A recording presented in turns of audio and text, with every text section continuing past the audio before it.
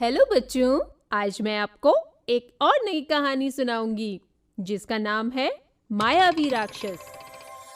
किसी जंगल में एक डरावनी गुफा हुआ करती थी जिसमें बेताल नाम का एक मायावी राक्षस रहता था। बेताल सभी जानवरों को बहुत परेशान करता था। वह अपनी मायावी शक्तियों से कभी जानवरों को छड़ी से मारता तो कभी जानवरों का आकार छोटा या बड़ा कर देता था। बेताल को जब कभी भी भूख लगती थी वह किसी भी जानवर को उठाकर खा लेता था। एक दिन जंगल में खरगोश और बंदर घूमने के लिए निकले। बंदर भाई, इस मायावी राक्षस ने तो पूरे जंगल को परेशान कर दिया है।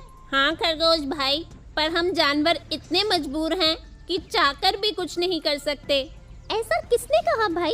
अगर वो बेताल मेरे सामने आ जाए तो मैं उसकी चटनी बना दूंगा। अरे भाई, ये तुम क्या बोल रहे हो? क्या तुम जानते नहीं कि वे राक्षस कितना शक्तिशाली है? मैं सब जानता हूँ। आज अगर बेताल मेरे सामने आया तो मैं उसे अच्छा मजा चखाऊंगा। खरगोश भाई, थोड़ा धैर्य रखो, कहीं तुम किसी मुसीबत में ना पड़ जाओ। ऐसा कहकर बंदर झट से एक पेड़ पर चढ़ जाता है। तभी वहाँ बेताल आ जाता है। बेताल खरगोश को पकड़ लेता है। कोई मुझे इस राक्षस से बचाओ, ये मुझे खा जाएगा। आज तो मैं तुझे खाकर अपनी भूख मिटाऊंगा। मुझे छोड़ दो, मुझे खाकर तो तुम्हारी भूख नहीं मिटेगी। अरे तू चुप कर, वरना मैं तुझे गुफा में पहुंचने से पहले ही खा जाऊंगा। खरगोश चुप हो जाता है और बेताल उसे लेकर गुफा की तरफ बढ़ता है। पेड़ पर बैठा बंदर ये सब देख लेता है। वह अपने दोस्त खरगोश की मदद करने के लिए बेताल के पीछे पीछे उसकी गुफा में चला जाता है। बंदर गुफा में पहुंचते ही एक बड़े से पत्थर के पीछे छुप जाता है। राक्षस जी, कृपया आप मुझे छोड़ दो। मैं आपके खाने के लिए किसी और जानवर को भेज दूंगा। नहीं, मैंने सुना है खरगोश का मांस बहुत कोमल और स्वादिष्ट होता है। आज तो मैं तुम्हें ही खाऊंगा। पर मैं इतना छोटा हूँ, मुझे खाकर तो तुम्हारी भूख नहीं मिटेगी। चुप, बिल्कुल चुप हो जाओ।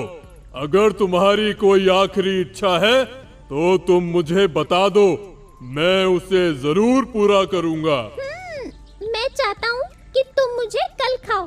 ठीक है, आज मैं किसी और को अपना शिकार बना लूंगा। जब तुम मुझे कल ही खाने वाले हो तो क्या मैं अपने परिवार से मिल सकता हूँ? नहीं, अगर मैंने तुम्हें जाने दिया तो तुम मेरे हाथ फिर नहीं आओगे। लगता है ये बेताल मुझे जाने नहीं देगा। अब तो ये मुझे अपना भोजन बनाकर ही रहेगा। क्या सोच रहे हो? अब तुम यहाँ से नहीं भाग सकते। बेहतर होगा तुम चुपचाप आराम करो और अपने आखिरी समय को यादगार बनाओ। ठीक है, तो मैं अब यहीं बैठकर आराम करता हूँ। खरगोश गुफा में आराम से बैठ जाता है और बेताल उठकर एक मटके के आगे हाथ जोड़कर बैठ जाता है। खरगोश और बंदर ये सब देख रहे होते हैं। कुछ देर बाद जब बेताल वापस उठता है। ये मटका आपका भगवान है क्या? नहीं मूर्ख जानवर, यह मटका मेरी शक्तियों का राज है। जब तक यह मटका है सिर्फ तब तक ही मैं जीवित हूँ। अच्छा, ये तो मुझे मालूम ही नहीं था कि किसी की जान मटके में भी हो सकती है। अगर तुम्हें यह पता चल ही गया है तो अब मैं तुम्हें आजाद नहीं छोड़ सकता, क्योंकि यह मेरे लिए खतरनाक साबित हो सकता है। बेताल खरगोश को एक पिंजरे में बंद करता है और अपने खाने के लिए एक नया शिकार ढूंढने के लिए निकल पड़ता है। बेताल के जाते ही बंदर पत्थर के पीछे से बाहर निकलता है। अरे बंदर भाई, तुम यहाँ क्या कर रहे हो? मेरा दोस्त मुसीबत में हो और मैं मदद के लिए ना आऊं, ये तो हो ही नहीं सकता। मगर ये राक्षस बहुत खतरनाक है, ये तुम्हें नुकसान भी पहुँचा सकता है। तुम चिंता मत करो भाई, मैं इस राक्षस की शक्तियों का राज जान गया हूँ। अब देखता हूँ ये राक्षस खुद को कैसे बचाता है। पर भाई, पहले मुझे तो बाहर निकालो। बंदर अपने दोस्त खरगोश को पिंजरे से बाहर निकालता है और मटके को उठाकर सीधा राक्षस के पास पहुंचता है। बंदर खरगोश को एक तरकीब बताता है। भाई, तुम इस बेताल के सामने जाओ और मैं पेड़ पर चढ़ जाता हूँ। ये तुम कैसी बातें कर रहे हो?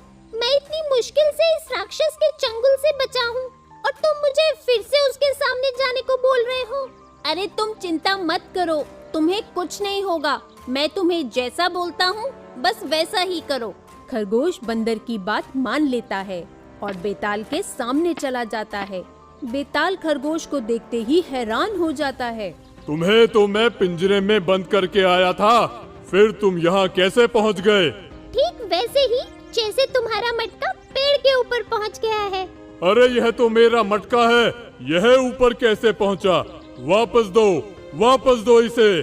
ठीक है, ये लो अपना मटका। बंदर पेड़ के ऊपर से मटके को फेंक देता है और वह मटका टूट जाता है। मटके के टूटते ही राक्षस भस्म हो जाता है और सभी जानवरों को उस मायावी राक्षस से छुटकारा मिल जाता है। इस तरह बंदर अपनी समझदारी से जंगल को बेताल के अत्याचार से बचाता है और प्रशंसा का पात्र बनता है। इसके बाद सभी जानवर खुशी खुशी बिना किसी डर के जंगल में रहने लगते हैं। तो बच्चों, यदि हम समझदारी से काम करें तो किसी भी समस्या का हल निकाला जा सकता है।